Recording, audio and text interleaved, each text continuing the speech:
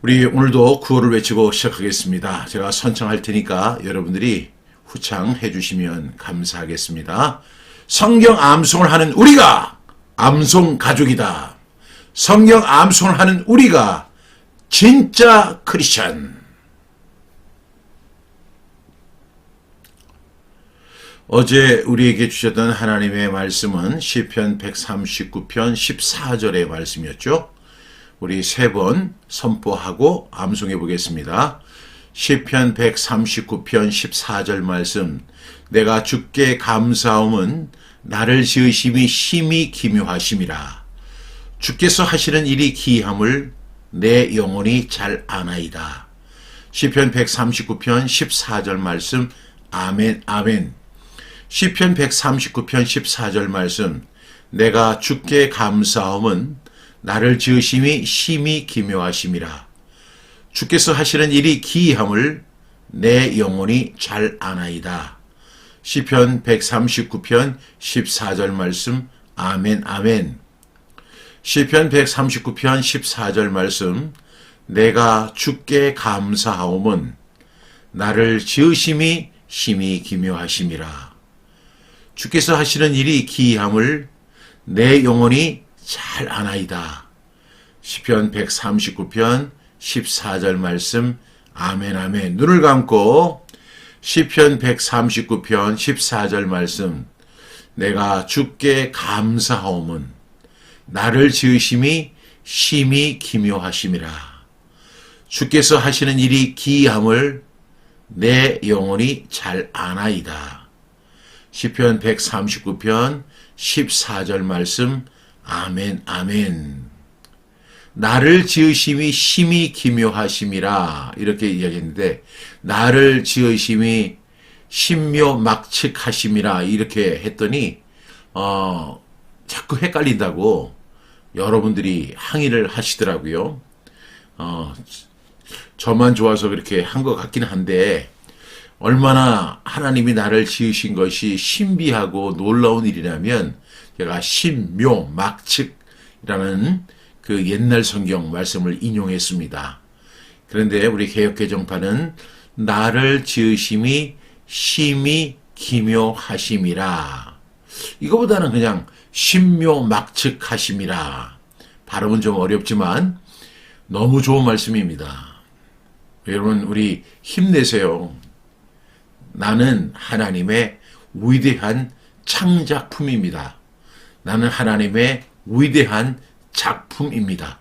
꼭 그렇게 생각하고 살아가시고, 우리 주위에 있는 분들 있잖아요. 뭐 키가 크다, 키가 작다, 뭐 예쁘다, 예쁘지 않다, 뭐 잘생겼다, 못생겼다 이렇게 판단하지 마시고, 저 사람도 하나님이 신묘막측하게 지으신 분이다. 꼭 그렇게 인식하며 인정하며 살아가는 저와 여러분 되기를 간절히 바랍니다. 오늘 우리에게 주시는 하나님의 말씀은요, 고로새서 3장 15절 말씀입니다. 여러분이 가지고 있는 교재 성경 암송임 365 37쪽 하단에 준비되어 있습니다. 우리 5번 선포하겠습니다. 고로새서 3장 15절 말씀. 그리스도의 평강이 너희 마음을 주장하게 하라. 너희는 평강을 위하여 부르심을 받았나니 너희는 또한 감사하는 자가 되라. 고로새서 3장 15절 말씀. 아멘 아멘. 고로새서 3장 15절 말씀. 그리스도의 평강이 너희 마음을 주장하게 하라. 너희는 평강을 위하여 한 몸으로 부르심을 받았나니 너희는 또한 감사하는 자가 되라. 고로새서 3장 15절 말씀. 아멘 아멘. 고로새서 3장 15절 말씀. 그리스도의 평강이 너희 마음을 주장하게 하라. 너희는 평강을 위하여 한 몸으로 부르심을 받았나니 너희는 또한 감사하는 자가 되라. 고로새서 3장 15절 말씀. 아멘 아멘. 고로새서 3장 15절 말씀. 그리스도의 평강이 너희 마음을 주장하게 하라. 너희는 평강을 위하여 한 몸으로 부르심을 받았나니 너희는 또한 감사하는 자가 되라. 골로새서 3장 15절 말씀. 아멘 아멘. 한 번만 더요. 고로새서 3장 15절 말씀, 그리스도의 평강이 너희 마음을 주장하게 하라. 너희는 평강을 위하여 한 몸으로 부르심을 받았나니 너희는 또한 감사하는 자가 되라. 고로새서 3장 15절 말씀. 아멘, 아멘. 네, 어제 제가 그 말씀을 암송하면서 심히 기묘하심이라, 신묘 막측하심이라 이렇게 했더니 이제 그러잖아도 힘든데 자꾸만 헷갈리게 한다고 이렇게 지적하는 분이 있었는데, 또 꼭 그런 분만 있는 게 아니에요. 오늘 박상출 목사님 이렇게 쓰셨어요. 개역 성경이 개역 개정보다 더 번역을 잘한 것 같아요. 예, 그렇습니다. 저도 일부 그렇게 생각합니다. 그런 말씀, 데살로니가에 있는 사람은 베레아에 있는 사람보다, 베레아 사람은 데살로니가에 있는 사람보다 더 신사적이어서, 더 너그러워서, 그게 저는 이해가 안 되더라고요. 근데 더 신사적이어서라고 하는 말이 저는 그렇게 공감이 되는 거예요. 옛날 사람이라고 이렇게 그냥 치부하지 마시고 그런 것이 있다, 이렇게 좀 이해하셨으면 좋겠습니다. 오늘 말씀이 고로새서 3장 15절 말씀이잖아요. 이제 근데 이것을 반복적 분수법으로 우리 한번 해보겠습니다. 고로새서 3장 15절, 이제 그리스도의 평강이 너희 마음을 주장하게 하라. 요게 1달락, 2달락은 너희는 평강을 위하여 한 몸으로 부르심을 받았나니, 이게 2달락, 3달락은 너희는 또한 감사하는 자가 되라. 제가 지금 시간이 우리가 제한되어 있으니까 5번만 하지만 여러분들은 10번씩 하시는 게 기본이에요. 10번씩 하다 보면 이 말씀이 이렇게 나한테 걸어 들어오는 느낌이 있어요. 꼭 그렇게 체험하시길 바랍니다. 고로새서 3장 15절 말씀, 첫 번째 단락입니다. 그리스도의 평강이 너희 마음을 주장하게 하라. 그리스도의 평강이 너희 마음을 주장하게 하라. 그리스도의 평강이 너희 마음을 주장하게 하라. 그리스도의 평강이 너희 마음을 주장하게 하라. 그리스도의 평강이 너희 마음을 주장하게 하라. 한 번만 더요. 그리스도의 평강이 너희 마음을 주장하게 하라. 두 번째 단락입니다. 너희는 평강을 위하여 한 몸으로 부르심을 받았나니. 너희는 평강을 위하여 한 몸으로 부르심을 받았나니. 너희는 평강을 위하여 한 몸으로 부르심을 받았나니. 너희는 평강을 위하여 한 몸으로 부르심을 받았나니. 너희는 평강을 위하여 한 몸으로 부르심을 받았나니. 말씀이 이렇게 걸어 들어오는 것 같지 않습니까? 세 번째 단락입니다. 너희는 또한 감사하는 자가 되라. 너희는 또한 감사하는 자가 되라. 너희는 또한 감사하는 자가 되라. 너희는 또한 감사하는 자가 되라. 너희는 또한 감사하는 자가 되라. 너희는 또한 감사하는 자가 되라. 어디에? 고로새서 3장 15절 말씀. 아멘, 아멘. 제가 이제 성경 암송을 이렇게 인도하다 보니까 이제 자꾸 반복을 시키잖아요.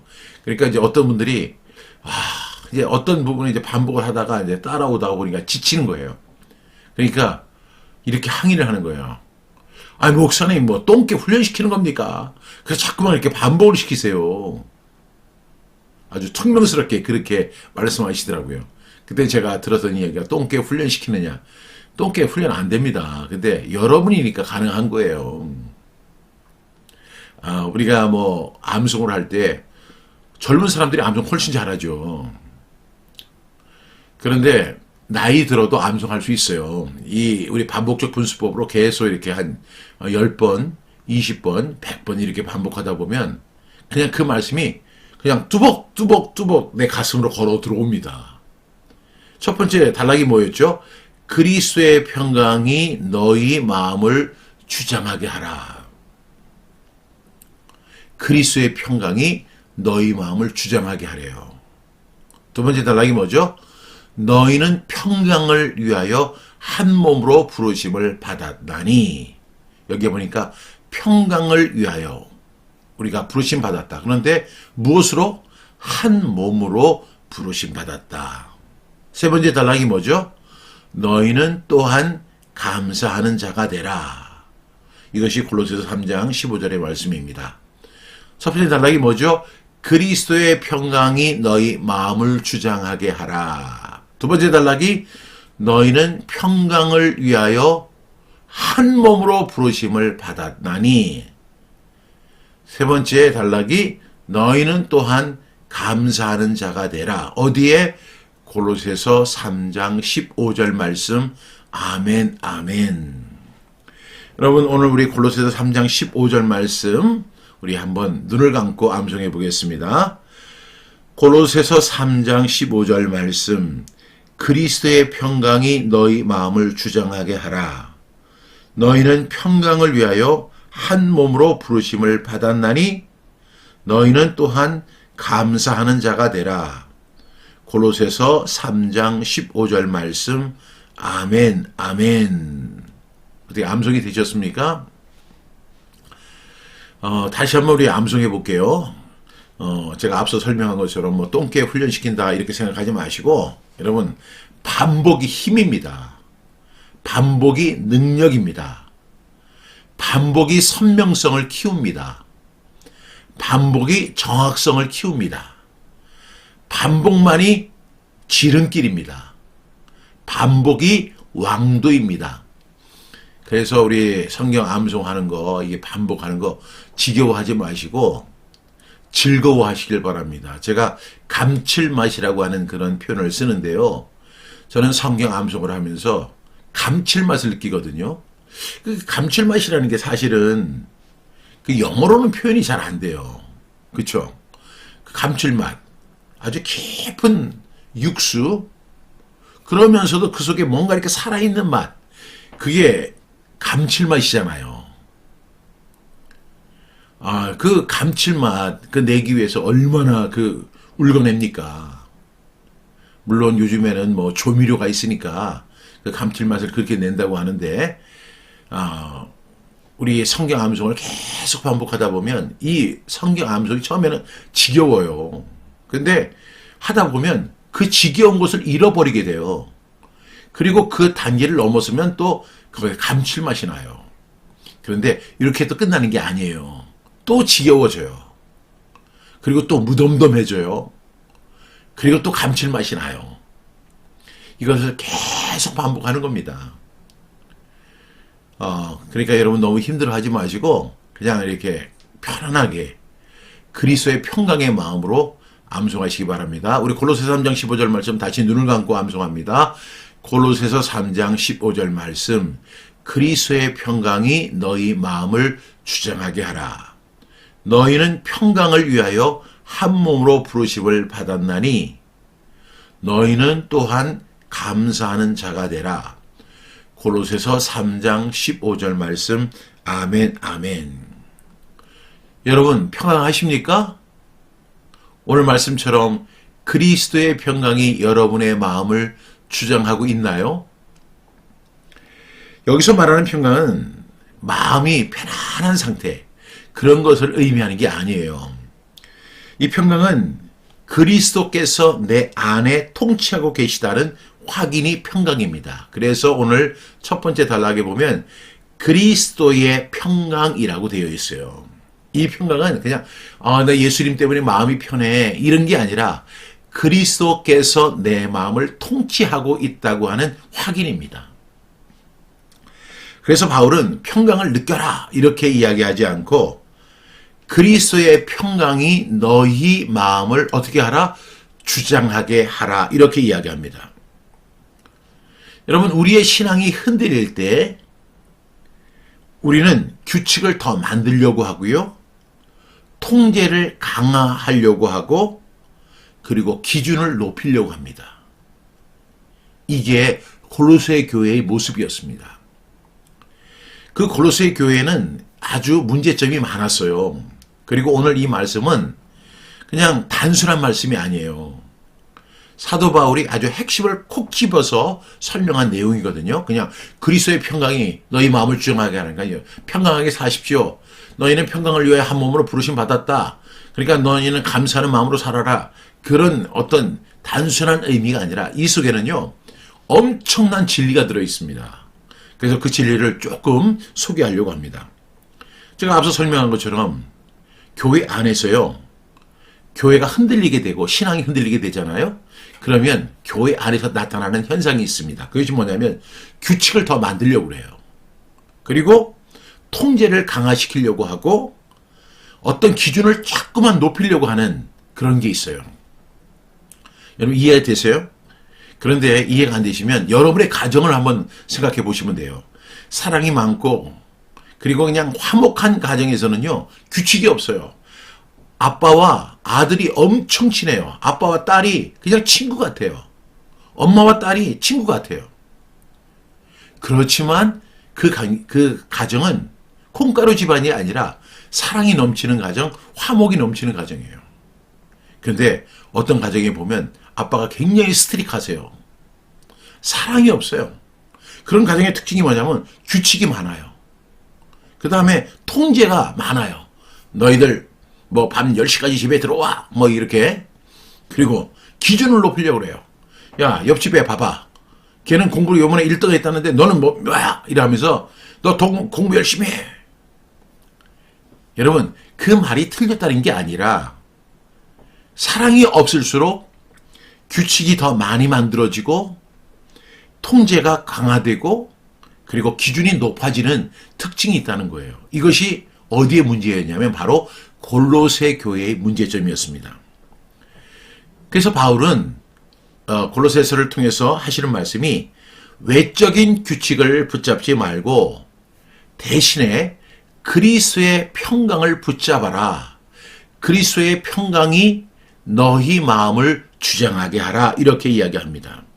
왜냐하면 규칙은 사람을 겉으로는 묶을 수 있잖아요. 그러나 마음을 새롭게 다스릴 수는 없는 것입니다. 이 당시 골로새 교회는요. 지금 우리 한국교회, 현대교회와 가장 유사한 교회였습니다. 그들의 신앙이 굉장히 지나치다 보니까 예수님만으로 충분하다고 하는 그런 복음 대신에 이것도 해야 된다, 저것도 지켜야 된다는 영적 혼합주의가 이 골로새 교회 안으로 들어왔습니다. 그래서 그들이 주장했던 내용들을 보면 이런 것이었어요. 예수님도 필요하지만 신앙생활에는 뭔가 더 필요한 것이 있는 것이요. 또 절기 지켜야 돼. 그리고 어떤 음식은 먹어야 되고 어떤 음식은 먹지 말아야 돼. 그리고 금욕해야 돼. 그러니까 그런 규칙이 필요하다고 그렇게 주장하는 거예요. 그러다 보니까 이 사람들이 영적인 것을 더 추구하게 돼요. 우리 천사가 하나님과 우리 사이에 중보자야. 우리가 하나님 앞에 직접 나갈 수 없어. 왜? 우리는 부정하니까. 그러니까 천사. 그리고 우리 중에서 신비한 체험한 사람들 있잖아. 특별 계시 받은 사람. 이런 사람들을 더 존중해야 돼. 이것이 바로 골로새 교회의 특징이었습니다. 그러면서 이것을 유지하기 위해서 더 높아지려면 뭔가를 더 해야 한다. 기도 더 열심히 해야 되고, 그리고 이 사람보다 저 사람이 더 합니다. 비교하면서 서로 경쟁하는 그런 분위기였습니다. 그런 골로새 교회를 향해서 바울이 뭐라고 이야기를 하냐면, 그렇지 않다. 너희들이 주장하는 것이 옳지 않다라고 이야기하면서 그리스도는 창조주 하나님이시다. 또 그리스도는 구원의 완성이시다. 그리고 그리스도 안에 모든 충만한 것이 다 들어있다. 결론, 그리스도 한 분이면 충만하다. 이것이 바울의 주장이었던 것입니다. 그러면서 그들이 주장하는 규칙 대신에 그리스도의 평강이 중요한 것이고 통제가 필요한 것이 아니라 감사하는 것이 더 중요한 것이고 비교하는 것이 중요한 것이 아니라 한 몸이라는 사실을 인식하는 것이 더 중요하다라고 이야기한 거예요. 여러분 아침에 좀 어렵죠? 근데 가만히 생각해 보시면 그렇습니다. 오늘 제가 한 이야기를 다시 한번 여러분 인스타그램에도 제가 올려놨고요. 또 이것이 8시 15분에 다시 이렇게 올라오니까 여러분 한번 잘 들어보시면서 이것이 우리 교회와 비슷한 면이 있지 않은가. 또 우리 교회하고 비교하기 어렵다면 우리 가정하고도 비교해 보면 돼요. 그 사랑이 없는 가정은요. 규칙이 더 많아지고 통제가 강화되고요. 기준이 자꾸만 높아져요. 여러분, 가정도 그런데 교회는 얼마나 더 그렇겠습니까? 여러분, 오늘 첫 번째 문단이 뭐죠? 그리스도의 평강이라고 이렇게 이야기합니다. 그리스도의 평강이. 그리스도의 평강. 제가 밑줄을 쫙 쳤죠? 잘 쳤죠? 그리스도의 평강. 무슨 평강? 그리스도의 평강. 여기서 평강은 우리가 생각하는 편안이 있잖아요. Peace of mind, 마음의 평안. 이것을 의미하는 게 아니에요. 이것은 샬롬입니다. 샬롬. 이 샬롬이라는 것은 아무 일 없다 이런 의미가 아니라 모든 것이 제자리로 돌아간다. 제자리를 찾았다. 이런 것이 바로 그리스도의 평강입니다.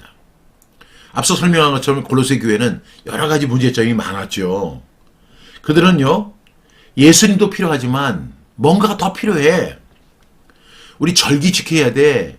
음식도 선별해서 먹어야 돼. 금욕해야 돼. 그리고 천사 숭배를 하고 신비한 체험을 한 사람들을 더 높이고 그리고 우리가 더 높아지고 더 좋아지려면 기준을 높여야 된다고 규칙을 자꾸만 만들자. 그렇게 이야기합니다. 그런데 그것은 교회가 잘못된 모습의 전형적인 모습입니다. 그래서 바울은 이야기하는 거예요. 그리스도의 평강이라고 이야기합니다. 여러분, 그리스도의 평강은요. 우리 삶에 두 가지로 적용할 수 있어요. 첫 번째는 뭐냐면 하나님과 화목하게 된 상태가 그리스도 안에서의 평안입니다. 그리스도의 평강입니다. 두 번째는 뭐냐면 관계와 공동체가 하나로 묶이는 상태. 그러니까 쉽게 이야기하면 교회가 하나 되는 것. 그것이 바로 샬롬이고 그리스도의 평강입니다. 다시 말하면 그리스도가 내 삶에 들어와서 하나님과 화목하게 하는 것도 평강의 상태가 되는 것이고 그리고 이 교회가 한 몸으로 부르심을 받아서 그것을 회복하는 것이 그리스도의 평강이라는 사실입니다. 두 번째 단락이 뭐죠? 너희 마음을 주장하게 하라. 이렇게 이야기합니다. 너희 마음을 주장하게 하라. 주장한다. 이 주장한다는 것이 심판관이 판결을 내리듯이 결정권을 행사한다는 것입니다. 뭐가 우리 마음을 결정해요? 하나님의 평강, 그리스도의 평강이 우리의 마음을 주장하게 해야 한다는 것입니다. 바울은 골로새서 전체를 통해서 이렇게 말을 하는 겁니다. 체험적이고 규칙의 신앙이 아니라 예수님 한 분만으로 충분해. 이렇게 이야기하는 거예요. 여러분, 뭔가 더 하려고 하고 뭔가 더 큰 은혜를 받으려고 하고 예수님 외에 어떤 다른 방법으로 어떤 문제를 해결하려고 하는 사람들이 굉장히 많습니다. 그런데 그런 사람들 겉으로 보면 굉장히 경건해 보이고 의로워 보이고 아주 신앙이 어떤 경지에 오는 사람 같아요. 아니에요. 우리의 신앙은 뭐가 같아야 되냐면 어린 아이와 같아야 돼요. 그냥 예수님을 무조건 좋아하고 무조건 사랑하고 예수님 찬양하고 예수님께 기도하고 예수님과 동행하고 예수님과 친구되고 그리고 예수님한테 응석 부리고 예수님 안에서 잠을 자고 예수님 안에서 평강을 누리고 예수님의 손을 잡고 그렇게 살아가는 게 신앙생활이에요. 어떤 규칙이나 어떤 영적 체험이나 이런 것을 너무 이렇게 추구해서는 안 돼요. 그래서 바울은 체험적인 신앙 그런 거 너무 중요한 것 아니다. 규칙 이런 신앙이 아니라 예수님 한 분만으로 충분하다. 예수님 안에 신비한 비결이 있다. 예수님만 바라봐라. 이렇게 이야기하는 것입니다. 예수님 외에는 성공 공식이 없습니다.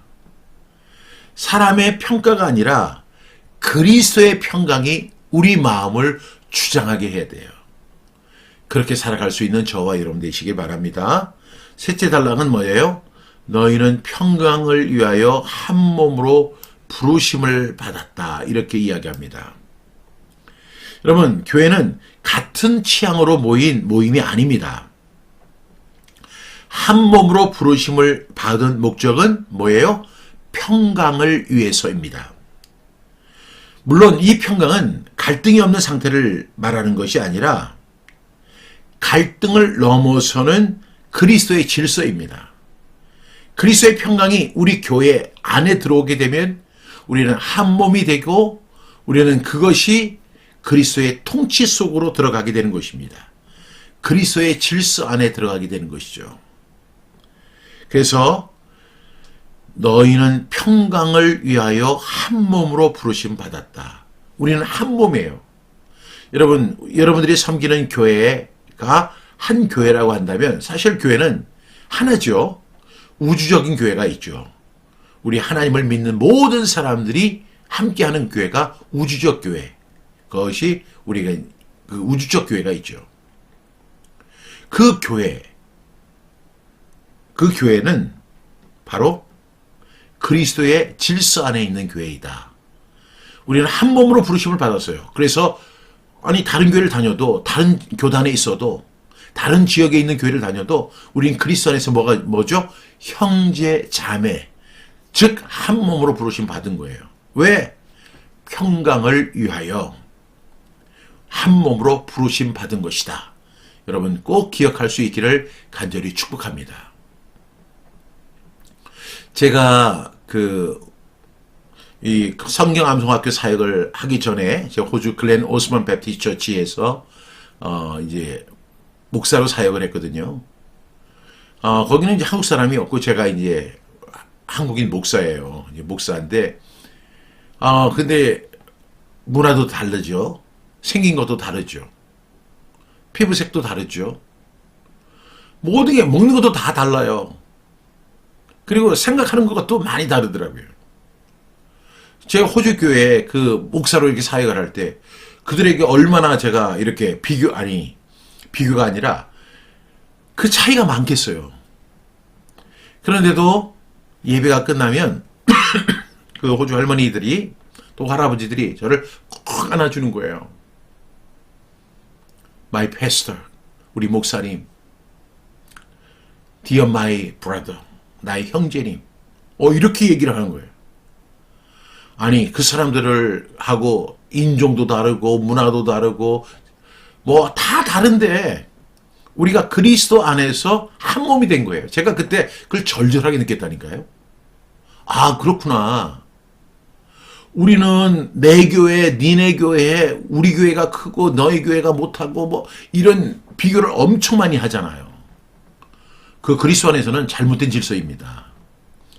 우린 그리스도 안에서 하나예요. 한 몸이에요. 그것은 우리 어떤 교단이 같아서가 아니고 교회가 같아서가 아니에요. 예수 그리스도 한 분 때문에 우리는 형제가 되었고 자매가 되었어요. 그래서 제가 미국에 있는 목사님들이나 미국에 있는 그 성도들을 만나면 그리스도 안에서 형제예요. 자매예요. 다 달라도 인종이 달라도 우리는 그리스도 안에서 한 몸입니다. 왜 우리가 한 몸으로 부르심 받았을까요? 평강을 위해서입니다. 이 사실을 꼭 기억할 수 있는 저와 여러분들이시기 바랍니다. 네 번째 이제 마지막 문장이죠. 너희는 또한 감사하는 자가 되라. 너희는 또한 감사하는 자가 되라. 우리가 지금 감사에 대해서 말씀을 나누고 있는데 감사하는 것. 바울의 결론은 분명합니다. 평강이 통치하면 그 결과는 감사이라는 거예요. 여러분 생각해 보세요. 오늘 제가 가정에 대해서 비했는데 아버지가 굉장히 스트릭하고 엄마가 굉장히 스트릭해요. 너 공부 잘해야 돼. 규칙 그리고 통제 이런 것이 충만한 가정이에요. 그런 가정에도 물론 사랑은 있겠죠. 근데 사랑은 보이지 않아요. 통제만 있고 규칙만 있고 기준만 있고 비교만 있어요. 그런 가정에서 산 사람들이 나중에 보면요. 굉장히 내적인 상처들이 많아요. 자유롭지 못해요. 밝지 못해요. 자신감이 없어요. 친밀감이 부재되어 있어요. 이거 치유받아야 돼요. 누구 때문에? 그 부모 때문에. 그러나 결론은 뭐냐면 그 가정 속에서는 감사가 없다는 거죠. 우리 교회도 마찬가지입니다. 교회는 통제가 아니에요. 교회는 비교가 아니에요. 어떤 신비 체험이 아니에요. 교회는 예수님 한 분만으로 충만한 거예요. 그리고 그 그리스도의 평강이 우리 마음을 주장하게 되고 평강을 위해서 우리는 한 몸으로 부르심 받았어요. 결과는 무엇입니까? 감사입니다.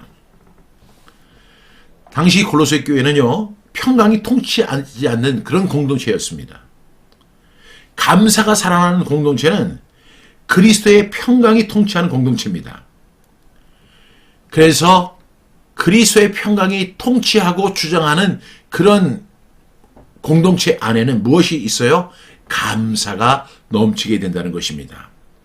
결론은 뭐냐면 감사는 평강의 열매이고 평강은 그리스도의 통치의 증거이다. 다시, 감사는 평강의 열매이며 평강은 그리스도의 통치의 증거이다. 이것이 고로새서 전체에 흐르는 스트림 라인입니다. 여러분 꼭 기억하고 그렇게 살아갈 수 있는 저와 여러분 다 되기를 주님의 이름으로 축복합니다. 오늘 말씀 묵상하면서 이렇게 여러분 질문해 보시기 바랍니다. 나는 규칙을 붙잡고 살아가는 사람인가? 그리스도의 평강을 붙잡고 살아가는 사람인가? 여러분 규칙을 굉장히 강조하고 질서를 강조하고 비교를 강조하는 사람들, 혹시 여러분 그런 사람이세요? 아니면 그리스도의 평강이 나를 주장하게 하는 사람인가? 두 번째 질문은 내 마음의 결정권자는 누구인가? 상황인가? 사람의 평가인가? 아니면 그리스도의 평강인가? 여러분 정답은 여러분 이미 다 알고 계시죠? 그리스도의 평강입니다. 그리스도의 평강이 여러분을 주장하게 하시고 그리스도의 평강이 여러분의 가정, 여러분의 교회를 주관할 수 있도록, 통치할 수 있도록 여러분 기도하시고 노력하시기 바랍니다. 그럴 때 우리에게는 뭐가 넘쳐요? 감사가 넘치게 될 줄로 믿습니다. 감사는 평강의 열매이며 평강은 그리스도 통치의 증거이다. 이 사실을 꼭 기억하고 오늘 하루를 살아가는 저와 여러분 되기를 간절히 축복합니다. 기도하겠습니다. 사랑하시는 주님, 외적인 규칙으로 내 마음을 다스리려 했던 것을 회개합니다. 것을 붙잡는 신앙이 아니라 그리스도의 평강이 내 안을 통치하게 하옵소서. 혼란과 염려가 마음을 흔들 때마다 그리스도의 평강이 최종 결정을 내리게 하시고 한 몸 된 교회 안에서 평강을 이루는 자로 살게 하여 주시옵소서. 불평을 끊고 감사를 선택하게 하시며 감사가 내 안에 평강이 통치하고 있다는 분명한 열매가 되게 하여 주시옵소서. 오늘 하루도 그리스도의 평강이 나를 주장하는 복된 하루 되어 줄 수 있도록 주님 도와주시옵고 이 말씀 속에서 나는 예수 그리스도 한 분만으로 충분합니다 고백하며 그리스도의 평강으로 하루를 걸어가는 우리 모두들 되게 하여 주옵소서. 예수 그리스도의 이름으로 기도합니다. 아멘.